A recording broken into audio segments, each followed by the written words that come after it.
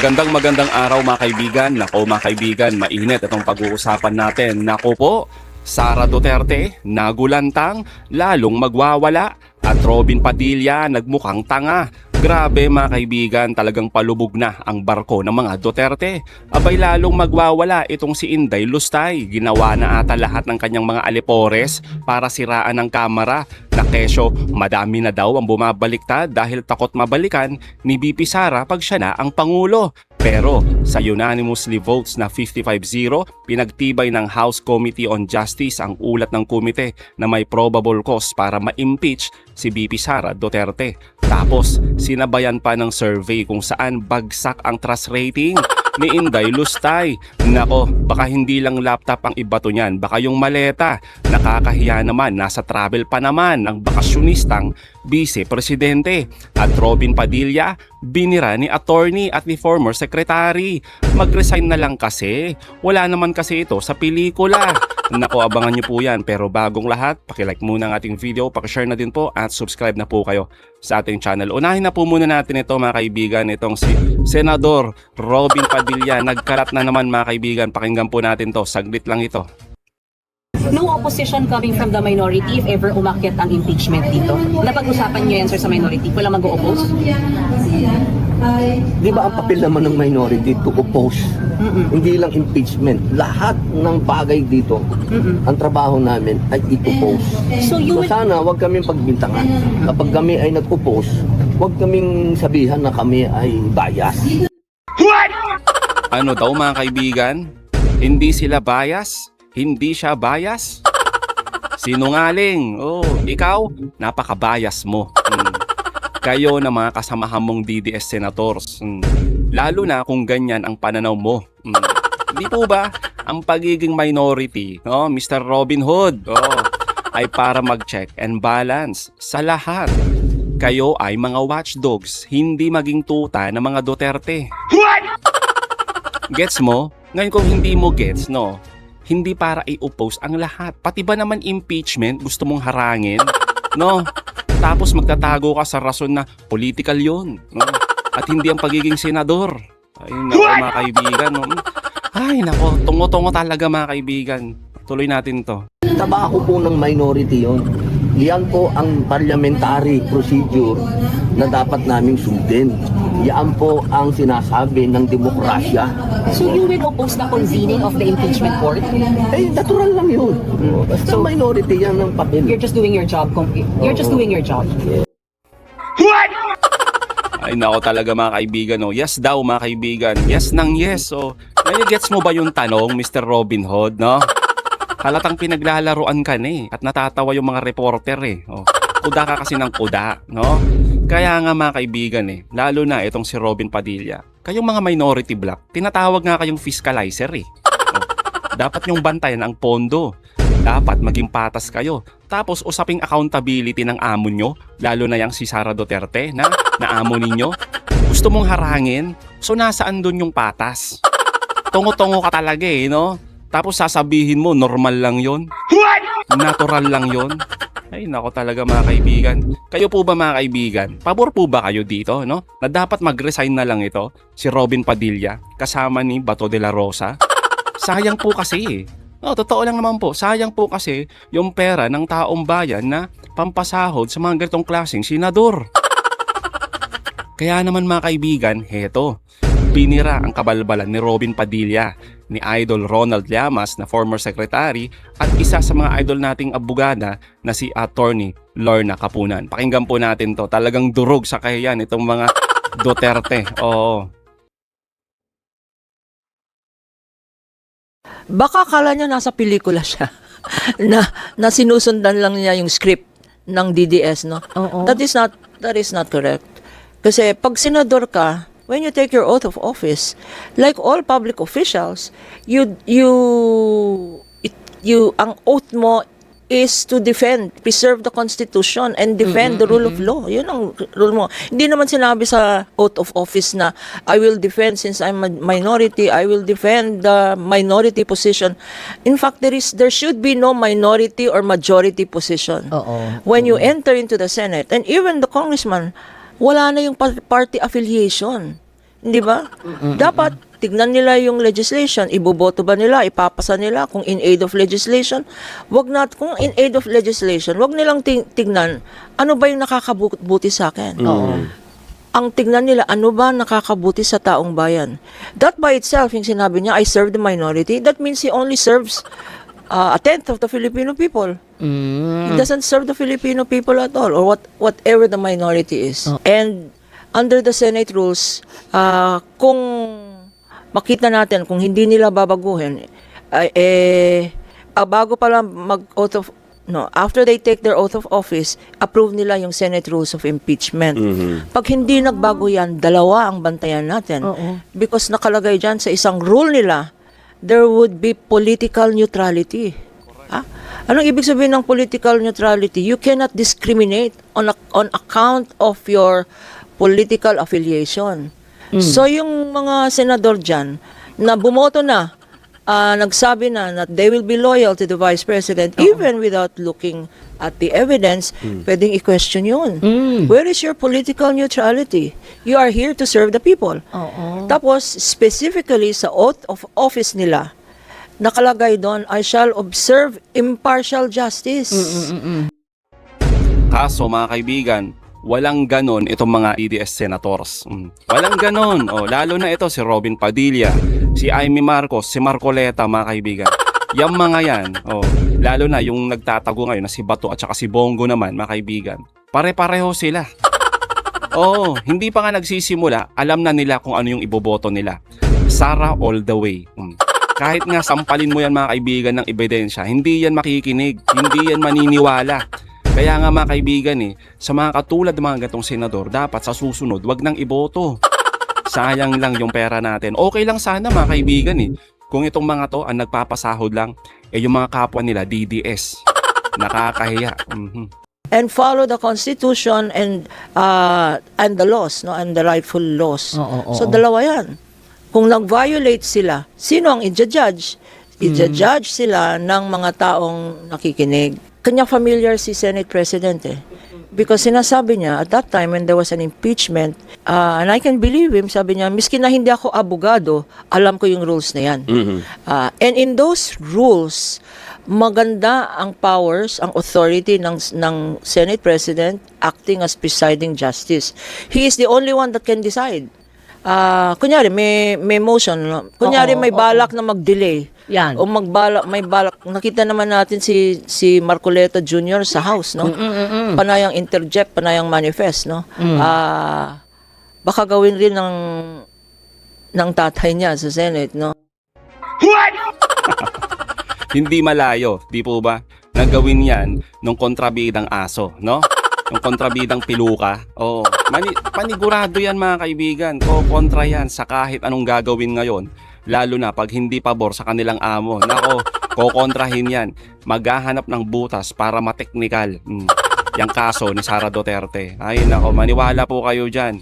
Ano yan tuta talaga yan mga kaibigan Ay nako. Not to prejudge him, but there is a mechanism in the Senate rules that the presiding justice, Tito Sen, can say out of order ka or immaterial yung tinatanong mo, no? So, kailangan ba ng abogado doon? Hindi. Kailangan lang ng nakakaintindi, nagbabasa. Kasi you don't need to be a lawyer to understand it's right in front of you. Miski na hindi ka lawyer, maiintindihan mo ang ibig sabihin ng nakaw na yaman. Ang ibig sabihin na hindi nagdeklara, undeclared wealth. Ang ibig sabihin na ang safe houses daw na ginamit sa pinagamit. Ang renta noon, 250,000 a day na gano'n ang rent ng isa.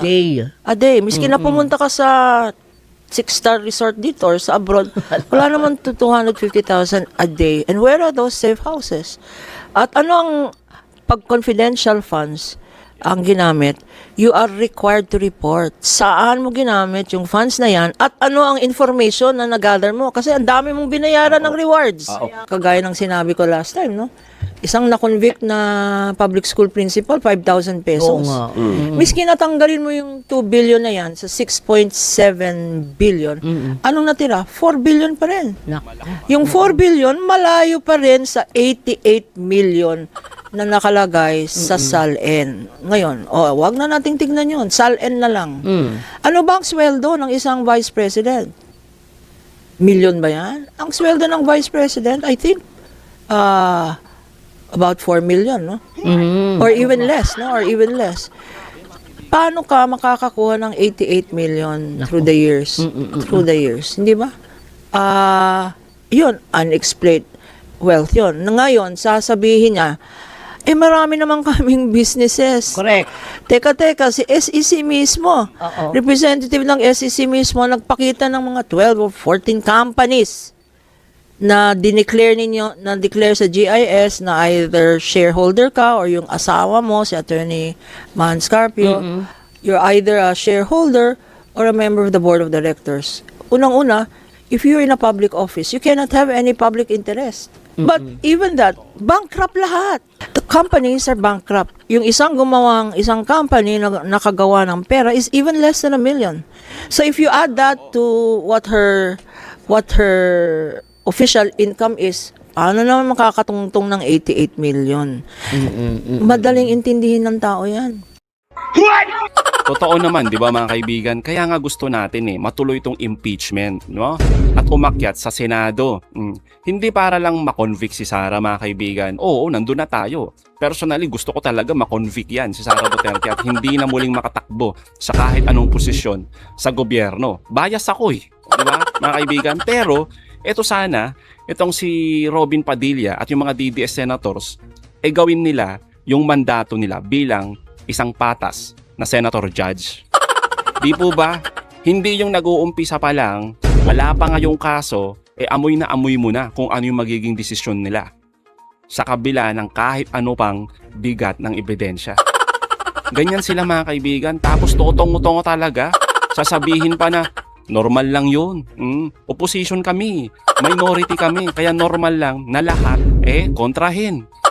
Tongo talaga mga kaibigan, kaya ka binabanatan Kaya ka binabanatan at napipikon ka minsan kay Sir Ronald Llamas. So, eto mga kaibigan yung banat dito ni Sir Ronald Llamas.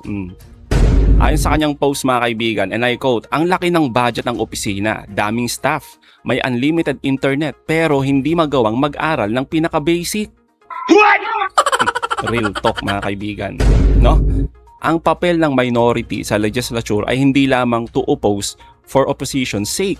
Kung tutol ka ng tutol, obstructionist ka. Ibig ba sabihin kapag may panukala ang majority na taasan ng budget ng education, automatic na tututulan ito ni Senator Robin?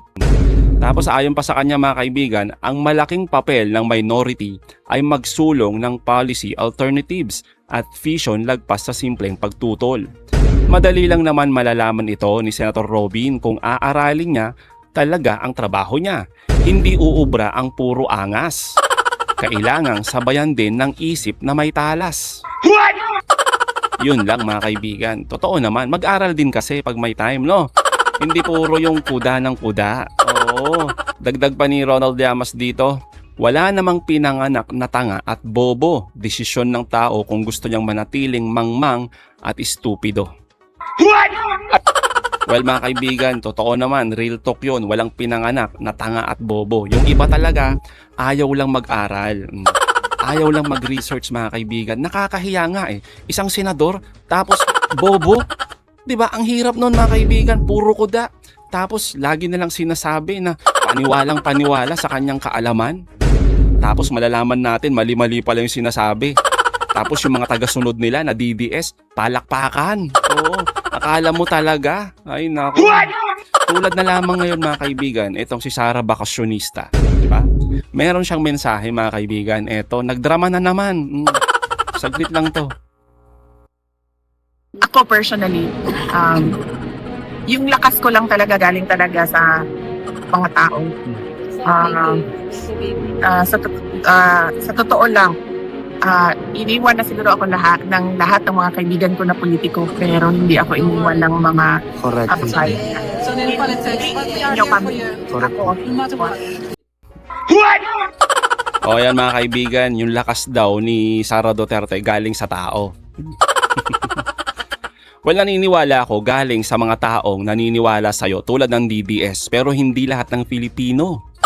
Di ba mga kaibigan? Tapos kung iniwan ka man ng mga kaalyado mo, ng mga kaibigan mong politiko, yun ay alam naman nating lahat na walang permanenteng kaibigan pagdating sa mundo ng politika. Alam na alam mo yan, kaya huwag kang magdrama. Ang gawin mo, umuwi ka dito at humarap ka sa impeachment trial mo. Kasi sigurado, mai-impeach ka sa Kongreso. Hindi yung pinagkakalat ng mga alipores mo na marami nang bumaliktad. Tulad ni Harry Roque, no, na nagpapakalat na naman ng ka-fake newsan. Kasi totoo lang naman mga kaibigan, kung meron man, no, kung meron mang nagsibaligtaran, konti lang po yun. Kung totoo man mga kaibigan na nasa 15 daw sila, yung iba nga peke yung pangalan, pero hindi naman binabalita mga kaibigan ang katotohanan kasi mas marami naman ang dumagdag na pumirma at naging author o co-author dyan sa impeachment ni Sara Duterte. Kung noon mga kaibigan, nasa 40 plus pa lang sila tapos less 15. Ngayon naman mga kaibigan, may dumagdag na 55 tapos madadagdagan pa sila. Kaya yung pinapakalat mga kaibigan ng mga alipores ni Sara Duterte na kesyo itong mga congressman daw natin ay nagsisibaligtaran, hindi po yung totoo. At isa pa to, si Robin Padilla, kung ano yung pinagsasabi, no? Nahaharangin daw nila yung impeachment ni Sara. Pero sa totoo lang mga kaibigan, maniwala na tayo. Sana lahat na ng Pilipino maniwala dito na mas maganda kung mapapatunayan nating lahat na si Sara Duterte ay guilty ba sa kanyang kabalbalan sa matinding korupsyon o kaya naman wala talaga siyang ginawang masama. Ito na yung pagkakataon. Pero mga kaibigan, bakit takot na takot itong mga makaduterteng senador na ituloy ang impeachment trial dyan sa Senado? So mga kaibigan, anong masasabi nyo patungkol dito? Comment down below. Again mga kaibigan, huwag niyong kalimutan i-like at i-share itong mga videos. Hanggang sa muli, kita-kita ulit tayo mga kaibigan.